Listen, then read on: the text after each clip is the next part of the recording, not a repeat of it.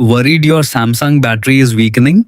You can quickly check its real condition in a few tabs using the Samsung Members app with a simple built-in diagnostic test. Start by opening the Samsung Members applications. If you don't already have it installed, you can easily download it for free from the Galaxy Store.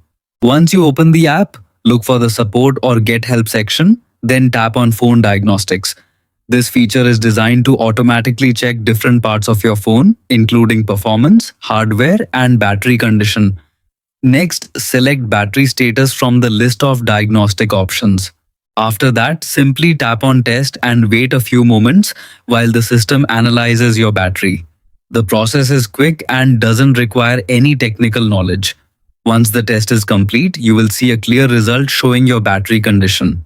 If your battery status shows good, your phone's battery is still in healthy condition and working normally. However, if it displays weak or bad, it means your battery capacity has degraded over time. This can cause fast battery drain, slow charging, or unexpected shutdowns. In such cases, replacing the battery is usually the best solution to restore performance.